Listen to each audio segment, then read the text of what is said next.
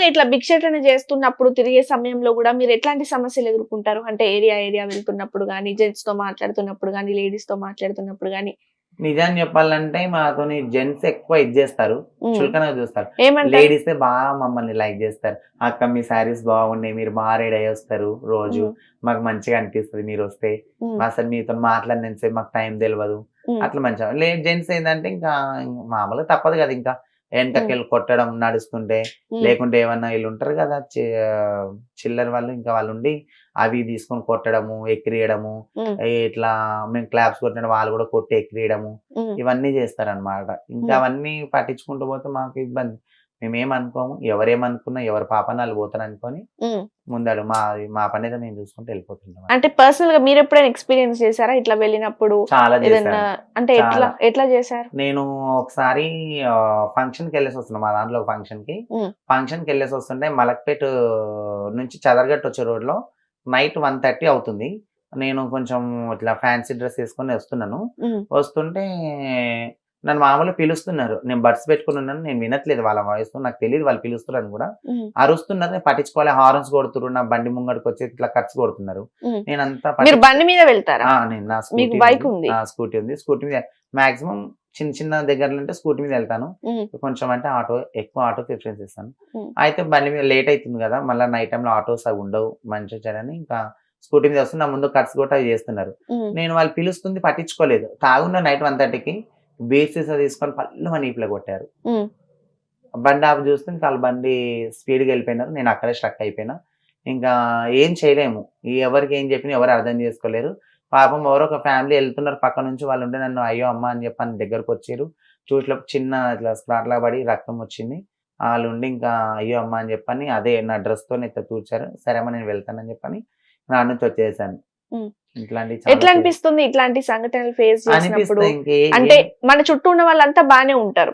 కానీ మీలాంటి వాళ్ళని మాత్రం ఇట్లా చేస్తూ ఉంటారు. ఏమనిపిస్తుంది? అదే వచ్చింది గదా! మాలాంటి వాళ్ళకొచ్చిన బాధనే ఇది. హ్మ్. ఇయన్నీ కామన్ ఇంక పట్టించుకోము. ఇట్లాంటి చాలా ప్రతి ఒక్క ట్రాన్స్‌జెండర్ గూడా ఇట్లాంటివి ఫేస్ చేసే ఉంటారు. హ్మ్. ఇలాంటి చాలా చాలా అంటే చాలా గొడవలవుతుంటాయి. పెళ్ళిళ్ళు చేసుకోవచ్చా మీ జోగిని వ్యవస్థలో?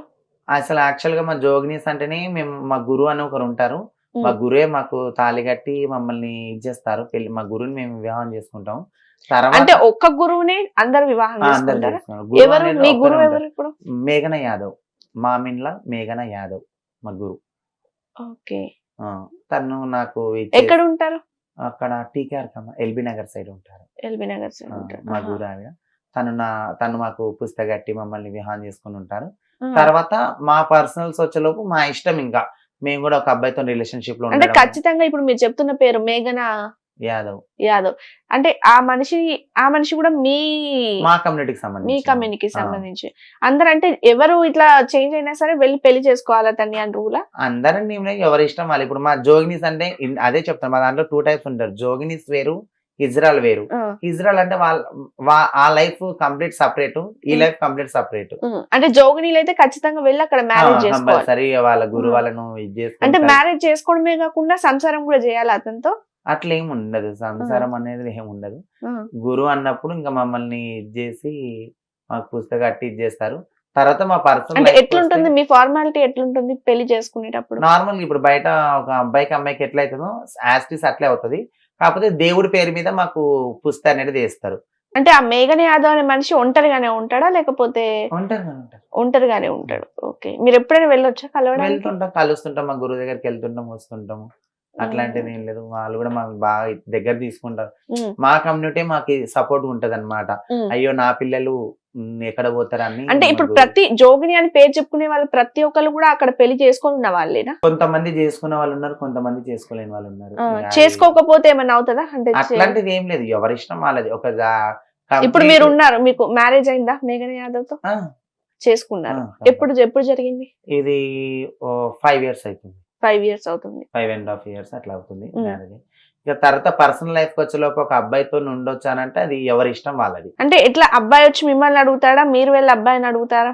మేము అడగాల్సినంత లేదు. ఆ! అబ్బాయిలే వస్తారు మా దగ్గరికి. అబ్బాయిలే మీ దగ్గరకొస్తూ ఆ! ఉంటారు. అంటే ఎంతమందొస్తారు? రోజుకొస్తారా? లేకపోతే గుంపులు గుంపులొస్తారా? ఇది ఎట్లా అంటే ఇప్పుడు మనం ఒక అమ్మాయిని ఏ అబ్బాయి అయితే ఇట్లా లవ్ చేస్తాడో అతని మమ్మల్ని కూడా చూసి వాళ్ళు లవ్ చేస్తారు. దాన్ని బట్టి మన ఇష్టాన్ని బట్టి మనం ఒప్పుకోవడము, లేకుంటే దాని గురించి మాట్లాడి ఇవన్నీ చేసుకొని తర్వాత ఒక రిలేషన్షిప్ అనేది మెయింటైన్ చేస్తారు. అంటే మీరు ఒకరితో కాకుండా ఎంత మందితో అయినా మెయింటైన్ చేయొచ్చు. అట్లాంటి ఏం ఉండదు. మాకు కూడా ఒక అమ్మాయి లాగానే ఫీలింగ్ ఉంటది కదా. ఇప్పుడు ఏ అమ్మాయినా ఒకరితో ఉండాలని అనుకుంటారు, మేము అట్లే అనుకుంటాం. కొన్ని కొన్ని పరిస్థితులను బట్టి అప్పుడు ఇంకొక అబ్బాయి అనే ఆప్షన్ అనేది వస్తది. ఇంకొక అబ్బాయి ఆప్షన్ అనేది వస్తుంది. ఇప్పుడు ఈ అబ్బాయి మనతో ఉన్న రోజులు ఉంటాడు, తర్వాత వాడు పెళ్లి చేసుకుని వాడు వెళ్ళిపోయినప్పుడు మళ్ళీ మేము అప్పుడు ఒంటరిగా ఫీల్ అవుతాం కదా. ఆ టైంలో మళ్ళా ఒక అంటే ఏ అబ్బాయి ఏ జోగినితో పర్మనెంట్ గా అయితే ఉండడు. ఎవరు ఉండరండి, ఎవరు ఉండలేదు. ఎక్కడో ఒక దగ్గర చాలా కష్టం, చాలా తక్కువ. అంటే అబ్బాయిలు మీ దగ్గరకు వస్తున్నప్పుడు మీకు ఏమనిపిస్తుంది? ప్రేమతో వస్తున్నారు అనిపిస్తుందా, లేకపోతే వాళ్ళ అవసరానికి వస్తున్నారు అన్నట్టు అనిపిస్తుందా? ఎవరైనా ప్రేమతో వస్తారు, తర్వాత వాళ్ళ నిజ స్వరూపం అనేది బయటపడుతుంది. ప్రేమతో వస్తారు ఎవరైనా, వచ్చినాక 4 రోజులు 5 రోజులు వారం ఒక నెల అయినాక వాళ్ళ నిజ స్వరూపాలు అనేది బయటపడుతుంటాయి. మీరు మ్యారేజ్ చేసుకున్నారా? లేదండి, నేనేం చేస్తాను. సహజీవనం చేస్తున్నారా? లేదు, ఎవరితో లేను. నేను ఇంకా సింగిల్ లైఫ్ నాది. అంటే ఇంతకుముందు అఫేర్ ఉండే ఒక అబ్బాయితో ఉండను. నేను కూడా 3.5 years ఉన్నాను. తర్వాత అబ్బాయి మ్యారేజ్ చేసుకున్నాడు, అబ్బాయి ఆ అమ్మాయితో వెళ్ళిపోయాడు. నేను ఒంటరిగా అలాగే ఉండిపోయాను. అంటే జోగిని వ్యవస్థ అంటేనే ఒక అబ్బాయి వస్తాడు, ఉన్నన్ని రోజులు మీతో సహజీవనం చేసిన తర్వాత వెళ్ళిపోవాలి. వ్యవస్థని అనద్దు, ఎవరి ఇష్టం వాళ్ళది. అందరికీ అట్లా లేరు, ఎవరి ఇష్టాన్ని బట్టి వాళ్ళు వస్తారు, ఉంటారు, వెళ్ళిపోతారు.